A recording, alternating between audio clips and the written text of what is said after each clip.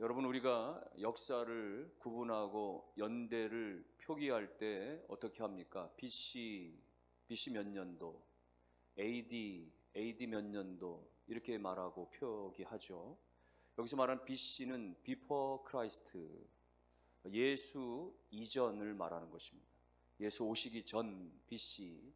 그 다음에 AD는 라틴어로 아노 도미니, 그래서 예수 이후라고 하는 약자입니다. 그러니까는 역사를 구분할 때 예수 이전과 예수 이후 이렇게 나누어서 표기하고 말하는 거죠. 여러분, 그처럼 어떤 의미에서는 인류의 문명이 발달하고 생성하고 혹은 또 여러 가지 제국들이 일어나고 흥망성쇠하고 혹은 여러 가지 어떤 문화나 종교나 철학들이 많이 있어졌어도 예수님 오시기 전까지와 예수님이 이 땅 가운데 인류 역사 가운데 오신 이후에는 그만큼 크나큰 차이가 있다라는 것을 말하는 것입니다.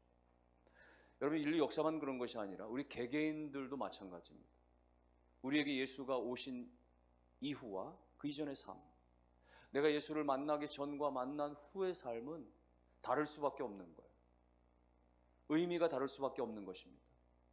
예수 만나기 전에는 그저 내 뜻과 내 생각대로 내 계획대로 살았다고 한다면, 예수님이 나에게 오시고 예수가 나에게 그야말로 구주가 되신 이후로는 오늘 우리가 십자가의 그 은혜 아래 지배를 받으며 십자가의 은혜 가운데 살아가는 놀라운 그런 변화된 모습이 예수님으로 말미암아 나타나는 거죠.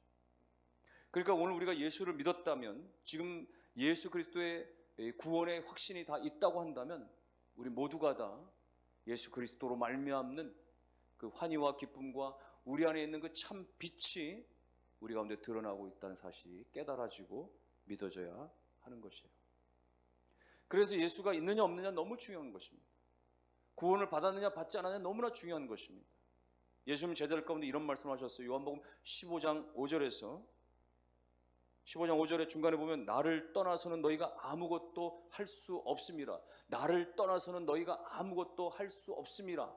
이건 문자적으로 정말 너희들은 아무것도 아니다 라는 이야기가 아니라 주님과 상관이 없습니다. 나를 떠나서는, 주님을 떠나서는 의미가 없다는 거예요.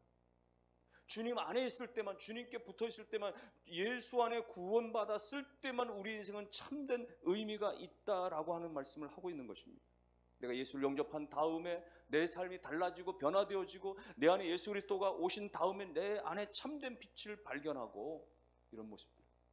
베드로를 보면 명확하게 우리가 이해할 수 있어요.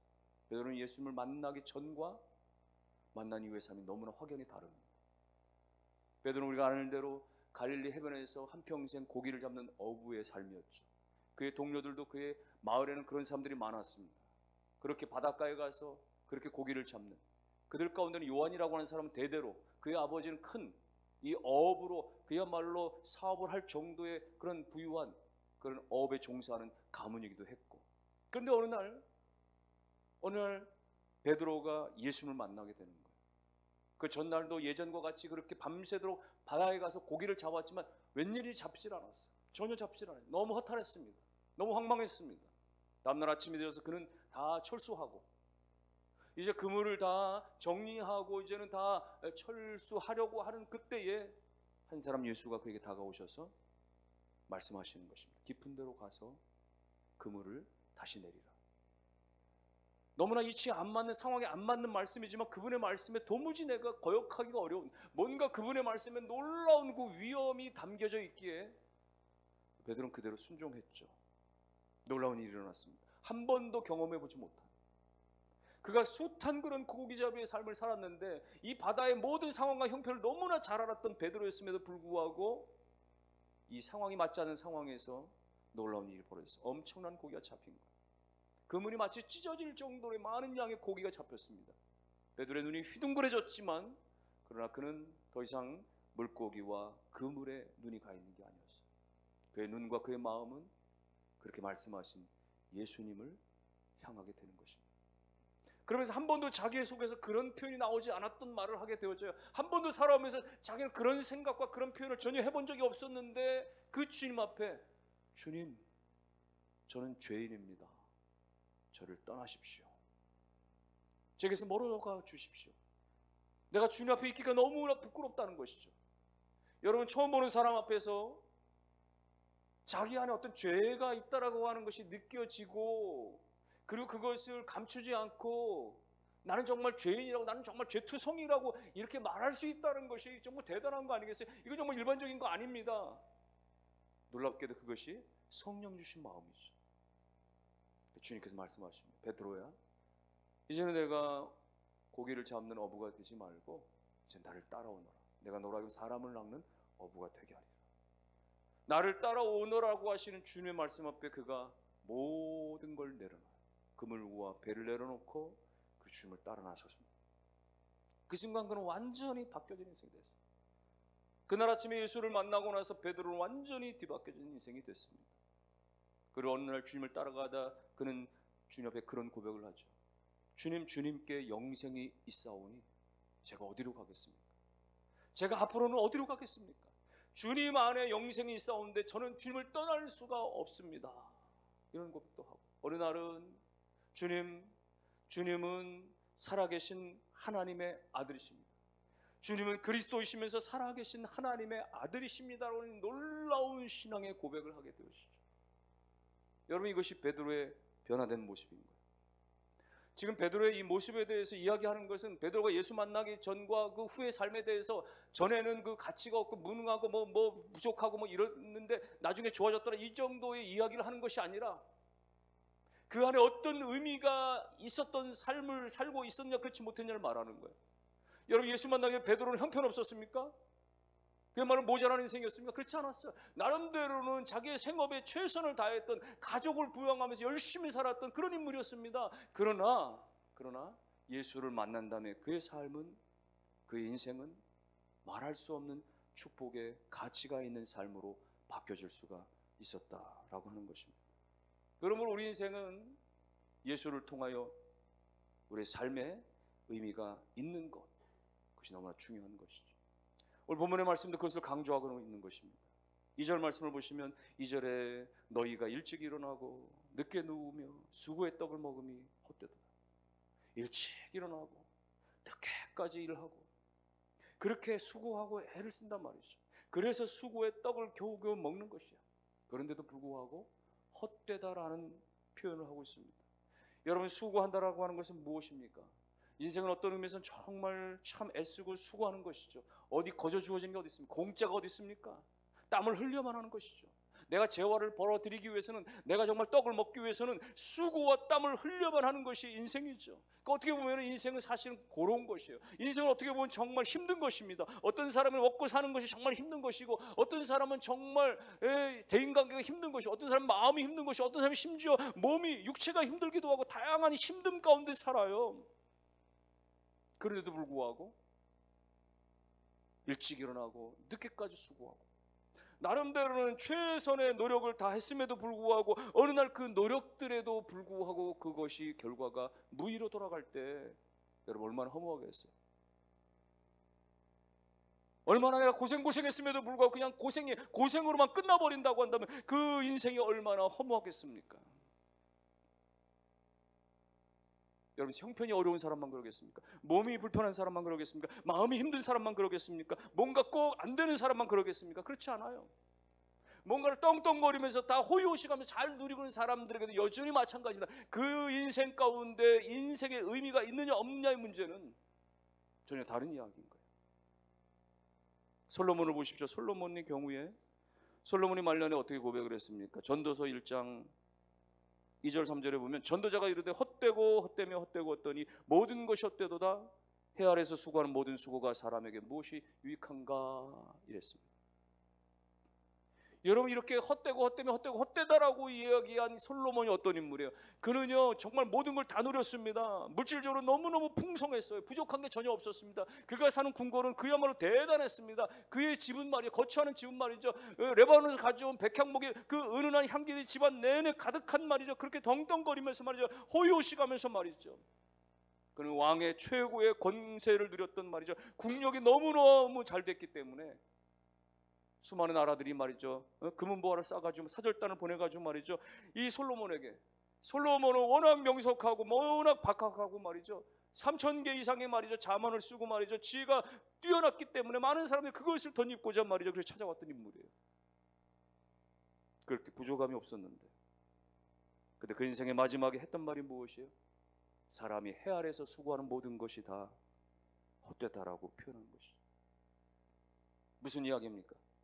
아무리 우리가 최선을 다하고 아무리 우리가 노력을 해도 눈에 보이는 것들로만 우리가 만족하고자 할 때는 소유의 진정한 어떤 우리 안에 행복이 있는 것이 아니라, 의미가 있는 것이 아니라, 정말 중요한 것은 삶의 목표와 삶의 그 이유가, 왜 내가 살아야 하는지, 내가 왜 무엇을 향하여 나아가야 하는지가 분명하지 않는 인생은 여러분 의미에서 멀어진 인생. 그러므로 사랑하는 성도 여러분들이요, 오늘 우리가 애쓰고 수고함에도 불구하고 그야말로 의미를 잃어버린 인생이 되지 아니하고, 오늘 우리 인생이 하나님 안에서 참된 의미가 있는 그런 축복된 인생, 어떤 환경에서도 우리가 좌우로 치우치지 아니하며 흔들리지 않는 의미 있는 축복된 삶이 다 되시기를 주의 이름으로 축원합니다. 오늘 이 127편의 시편이 바로 그렇게 말년에 안타깝지만 그렇게 진실로 고백한 솔로몬이 지은 시입니다. 솔로몬이 저자예요. 그러면서 역시 이 시편도 127편도 성전에 올라가면서 불러진 노래라고 이야기를 합니다. 솔로몬 1절에서 이렇게 말하죠. 여호와께서 집을 세우지 아니하시면 세우는 자의 수고가 헛되고, 여호와께서 성을 지키지 아니하시면 파수꾼의 깨어 있음이 헛되다. 헛되다 말이죠. 여기 세우지 아니하시면, 여호와께서 세우지 아니하시면, 여호와께서 지키지 아니하시면, 여러분 이 말씀 무슨 말이에요? 하나님이 집을 세우실 때, 하나님이 성을 지켜주실 때에 가능하다는 이야기죠. 다시 말하면 하나님은 우리의 삶 가운데 오신다는 분이에요. 하나님 우리의 집을 세워주시고, 하나님 우리의 성을 지켜주시고, 하나님 우리 인생 가운데 개입하시고 간섭하신다라고 하는 사실이에요. 사실은 누군가가 우리에게 간섭하고 이래라 저래라 하는 것에 대해서 우리는 본능적으로 잘 따르지 않습니다. 원하지 않아요. 어린아이들도 그래요. 부모가 하도 아무리 부모라고 할지라도 이래라 저래라 너무 이야기하면 말이죠, 귀찮아하죠. 아 짜증나 그러죠. 귀찮게 하지 마 이렇게 하죠. 요자도 안 붙이죠. 여러분 아이들도 제멋대로 하려고 해요. 사실은 그 자기 멋대로 이렇게 살아서 그렇게 스스로 잘 된 게 아닌데 말이죠. 착각하는 아이들 가운데 말이죠, 자녀들 가운데 말이죠, 자기가 똑똑해서 자기가 잘나서 말이죠, 자기 스스로 자기 힘으로 지금의 모습을 이룬 줄 알고 있습니다. 그렇지 않잖아요. 어릴 적부터 부모의 보호와 돌봄과 양육이 없었더란 말이죠. 지금의 오늘의 모습이 어디 있었겠습니까? 어불성설이죠. 말이 안 되죠. 만일에 어린아이, 아장아장 걷는 어린아이를 부모가 그냥 내버려둬 보세요. 방치돼 보세요. 어떻게 일어날 수 있습니까? 그 아이가 어디로 갈지, 어느 길로 갈지, 무엇을 집어들지 위험천만하지 않겠습니까? 어린아이만 그렇습니까? 청소년은 안 그렇습니까? 청년들은 안 그렇습니까? 장성해서 결혼했다고도 마찬가지죠. 경우는 좀 다르고 정도는 좀 다르겠지만 여러분 다 조언을 들어야 되고, 부모의 말을 들어야 되고, 충고도 들어야 되고, 이야기를 들어야 되죠. 그때의 그의 삶은 더 안전할 수 있는 것입니다. 그의 삶은 더욱더 행복할 수 있는 것입니다. 그런데 우리가 듣지 않으려고 하는 데 문제가 있는 거예요. 우리가 어떻게 살면서 이것저것 다 경험해보고 다 확인해보고 내가 다 먹어보고 만져보고 말이죠, 가보고 그리고 나서 그렇게 결정하고 하는 게 어디 있겠어요? 우린 들어서 판단하는 게 많잖아요. 음식점 하나도 말이죠, 우리가 정할 때, 우리가 여행지 하나 정할 때도 말이죠, 다른 사람들이 가보고 먹어본 거를 다 그렇게 리뷰해보고 말이죠, 다 그렇게 말이죠 블로그 확인해보고 말이죠, 다 그렇게 리서치해보고 나서 누구 뭐 얘기들 들어보니까, 사람들 얘기를 들어보니까 여기가 좋은 것 같더라, 여기가 맛집인 것 같더라 말이야. 그런 이야기들 듣는 거 아니겠습니까? 들어야 하는 것이죠. 하나님 앞에서도 마찬가지. 놀랍게도 우리의 신앙이 좀 성숙해지면, 우리의 믿음이 좀 자라나면 그때서야 우리가 하나님을 받아들이기 시작합니다. 하나님 제 인생에 찾아와 주십시오. 하나님 제 인생에 개입해 주십시오. 하나님 제 인생에 간섭해 주세요. 믿음이 없었을 때는, 신앙생활 제대로 몰랐을 때는 우리가 하나님을 등졌을 때가 많았습니다. 하나님 제발 저에게 좀 간섭하지 마세요. 이리라 저리라 하지 마세요. 하나님 싫습니다라는 식으로 말이죠, 그렇게 외면하고 멀리 했었는데, 인생을 좀 살아가면서 내 힘으로 안 된다라는 사실을 좀 더 깨달아가면서 우리의 믿음이 더 성장해가면서 우리는 더욱더 하나님 제발 저를 버려두지 마세요. 하나님 제발 저를 홀로 남겨두지 마세요. 하나님 제 가운데 도와주세요. 저는 하나님의 도우심이 필요합니다. 하나님의 은혜가 필요합니다. 주님의 뜻대로 제 인생을 좀 주관해 주세요. 여러분, 아이러니 가지 않습니까? 사람이 키가 커가면 말이죠, 나이가 먹어가면 말이죠, 성장이 가면 말이죠, 더 스스로 자기를 스스로 척척 잘할 수 있을 것 같은데 인생이 그렇지 않은 거예요. 오히려 성숙할수록, 오히려 시간이 지날수록 사람들은 말이죠, 누군가 나에 대해서 도와주기를, 간섭해 주기를, 주관해 주기를 원하는 것이죠. 근데 사람의 힘은 한계가 있으니까, 상대적이니까. 오늘 우리가 전능하신 하나님, 우리를 지으시고 우리를 너무나 잘 아시는 그 하나님 앞에 나아가서 주님, 주님만이 저의 도움이십니다. 주님이 내게 오시옵소서. 주님, 저를 간섭해 주시옵소서. 주님, 저희를 주관하여 주시옵소서. 우리의 가정을 주님께 맡깁니다. 우리의 자녀를 주님께 맡깁니다. 주님, 인도해 주시옵소서. 여러분이 하나님이 개입하시고 하나님이 간섭하시고 하나님이 주관하시는 것이 오히려 축복인 줄 믿고 주께 맡기시기를 주의 이름으로 축원합니다. 하나님께 맡기시면 하나님이 세워주십니다. 하나님이 지켜주십니다. 이 사실을 우리가 다 알고 말씀으로 믿음으로 알매도 불구하고 그렇게 따르지 못하는 데 문제가 있는 것이죠. 우린 바벨탑의 역사를 통해서, 창세기 11장에 나온 바벨탑의 역사를 통해서 하나님의 뜻대로 살지 아니할 때, 내 뜻대로 할 때 그것은 무너질 수밖에 없다라고 하는 교훈을 이미 알았습니다. 하나님이 개입되지 않는, 하나님이 없는 어떤 역사들, 하나님이 없는 어떤 문화들, 하나님이 없이 세워진 나라든 민족이든 인생이든지 간에 하나님 없이 나름대로 그렇게 자기들의 힘들과 지혜로 세워져 가는 것들의 종말이 어떻게 되어지는지에 대해서 우리는 바벨탑에 무너지는 그 사건을 통해서 정확하게 알 수 있었습니다. 그러니 우리가 그 교훈 받아서 하나님, 우리가 자고하여서 자만하여서 내 뜻대로 해보겠다고, 내 능력대로 해보겠다고, 내 힘으로 그렇게 탑을 쌓아가겠다라고, 내 인생은 내 것이니 내가 알아서 하겠다라고 하면서 마침내 허물어진 인생이 되지 않게 하여 주옵소서. 우리가 성경에서 우리가 그렇게 지혜를 덧입을 수 있어야 되죠. 만일에 솔로몬이 지난날에 그 바벨탑의 교훈을 명확하게 알고 있었다라고 한다면, 일찌감치 그 하나님의 역사를 깨달을 수 있었다라고 한다면, 그는 마지막에 가서 그렇게 모든 것이 헛되도다라고 그렇게 실패 말을 하지 않았을 수 있었겠죠. 왜 그는 하나님의 성경의 말씀을 가까이 하지 않았던 것입니까? 왜 하나님이 기뻐하시지 않는 그 일을 앞장서서 감당했던 것입니까? 왜 그는 자신의 궁중에 그렇게 이방의 신상들을 끌어들이면서 하나님을 등지고 배역할 수밖에 없었던 것입니까? 솔로몬이 처음부터 그랬던 것은 아니에요. 그의 출발은 너무나 좋았습니다. 그는 겸손히 주님 앞에 엎드려서 1000번의 제사를 드리면서, 하나님, 저는 부족합니다. 저는 왕이 되게 부족해요. 하나님 도와주세요. 하나님 지혜를 주세요. 하나님 내 삶을 지켜주세요. 하나님의 이 백성을 지켜주세요. 하나님께 전적으로 맡겼던 거예요. 그래서 하나님의 역사가 일어났던 거예요. 놀라운 하나님의 축복이 일어났던 거예요. 심지어 그는 아버지 다윗도, 전무후무했던 그 왕 중의 왕이었던 다윗도 감당하지 못했던 솔로몬은 하나님의 성전을 유일하게 지을 수 있었던 놀라운 축복을 받았던 인물이었습니다.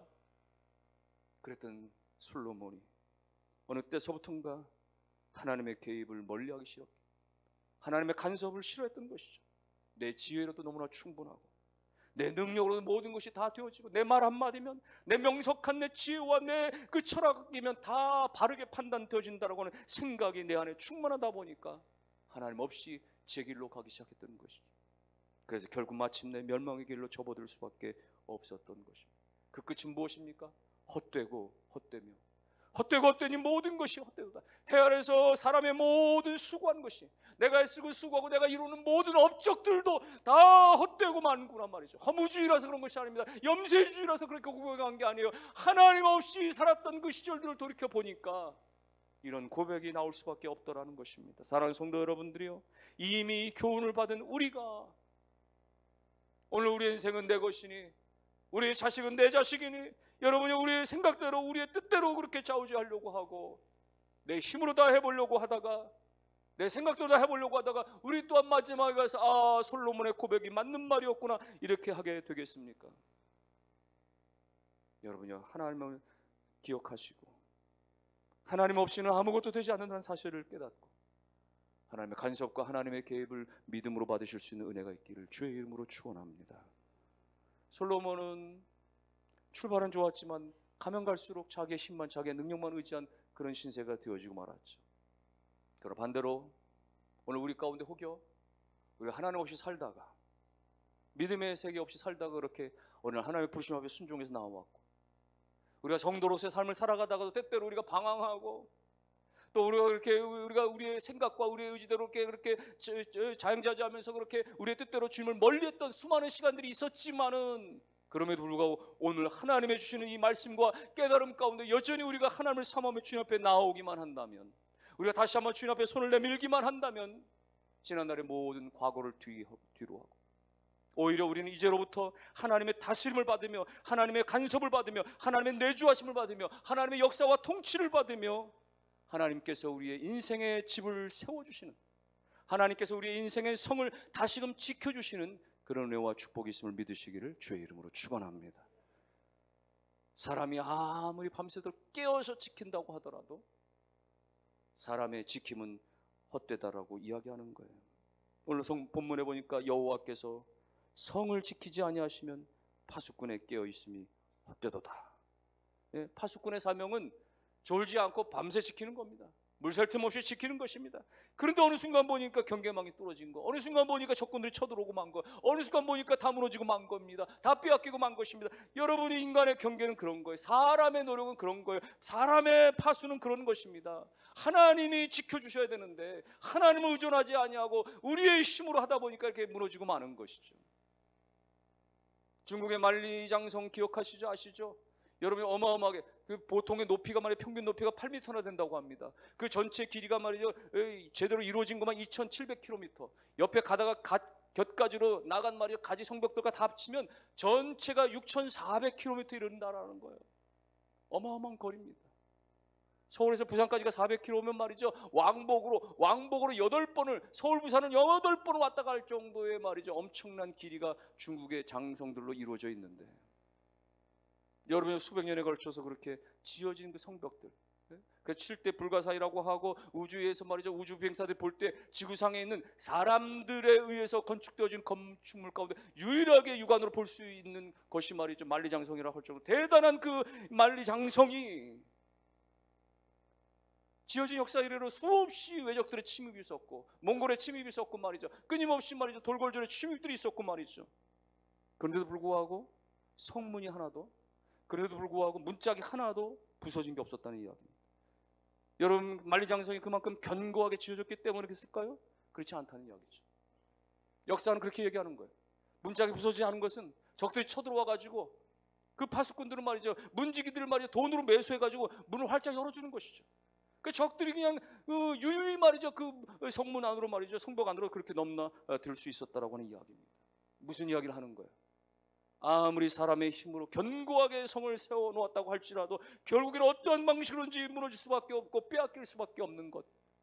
우리 인생이 그렇습니다. 때때로 우리의 성을 쌓기 위해서 우리의 온갖 지식을 다해서 높이 쌓아야 됩니다. 때로는 우리가 재물을 통해서, 물질을 통해서 견고하게 쌓으려고 노력합니다. 사람들의 도움을 힘입어서 인맥을 통해서, 경험을 통해서 견고하게 튼튼하게 우리의 성벽을 쌓으려고 하는데도 불구하고 내가 예상하지 못했던 의외의 상황에서, 전혀 예측하지 못한 상황에서 구멍이 뚫려버리고 마침내 적들에게 침탈을 받고 내가 가지고 있는 것들이 빼앗기고 무너지고 허물어지는 인생의 경험들을 얼마나 많이 했습니까? 우리의 뜻대로, 우리의 계획대로, 우리의 미래의 생각들이 그렇게 다 되어진 것들이 얼마나 있습니까? 그러므로 여러분이요, 하나님이 이 성을 지켜주실 때만 견고하고 안전한 것을 믿으시기를 주의 이름으로 축원합니다. 그럼 오늘 시편 말씀이 우리 가운데 주시는 그거예요. 모든 범사에, 모든 일들 가운데 하나님께 맡기는 것. 여호와께서 집을 지어주실 때만, 여호와께서 성을 지켜주실 때만 그 성이 안전하고 그 집이 온전히 세워진다라는 사실을 깨닫고, 여러분이 하나님이 내 인생에 간섭하시고 우리 가정 가운데, 우리 자녀 가운데 하나님이 개입하시고 하나님이 주권적으로 그렇게 주장해 주시기를 맡기고 기도하는 여러분 되실 수 있기를 주님의 이름으로 축원합니다. 그렇게 될 때에 2절 하반절에 보니까 하나님께서 사랑하시는 자에게 잠을 주신다, 이렇게 말씀하시는 거죠. 그의 사랑하시는 자에게 잠을 주신다. 여러분, 잠을 주신다라고 하는 것은 우리 가운데 말할 수 없는 평강을 주신다라고 하는 거예요. 외적의 침입으로부터 그야말로 두렵고 떨림, 인생에 여러 가지 평지풍파가 일어나고 말할 수 없는 인생의 비바람, 광풍이 분다고 할지라도, 그야말로 우릉쾅쾅 천둥번개가 친다고 할지라도 그 인생 가운데 요동치 않냐고, 흔들리지 않냐고 평안하게 잠을 누리게 할 수 있는 그 은혜를 허락해 주신단 말이죠. 여러분, 잠을 자는 게 뭡니까? 오늘 우리가 잠을 잔다라고 하는 것은 말이죠, 멈춘다는 것이죠. 일상이 멈춰지고 우리의 어떤 노력들이 멈춰지고 그냥 그대로 잠들어 버리는, 끝나버리는 거예요. 무의식으로 들어가는 것입니다. 잠이라고 하는 것은 내 손으로는 내 힘으로는 아무것도 하지 않는 정지된 상태인 것이에요. 그러나 우리가 잠든 순간에도 하나님은 깨워서 우리를 지키시는 분이고 하나님이 여전히 일하시는 분이시기 때문에 우리가 잠잔다라고 하는 것은, 우리에게 잠을 쉰다라고 하는 것은 하나님이 대신해서 일하시고 하나님이 대신해서 막아주시고 하나님이 모든 것들을 친히 역사해 주신다라고 하는 놀라운 사실. 그러므로 여러분이 하나님께 맡김이 있으셔서 여러분이나 여러분의 가정이나 여러분의 자녀들 가운데 하나님이 간섭하시고 하나님이 친히 그 인생들을 세워주시고 그 모든 것들을 그야말로 지켜주시는 하나님의 축복된 인생들이 다 되셔서 우리 인생이 수고하고 애를 쓰면서도 참으로 의미 있고 가치 있는 축복된 삶과 인생들 다 되실 수 있기를 주님의 이름으로 축원합니다.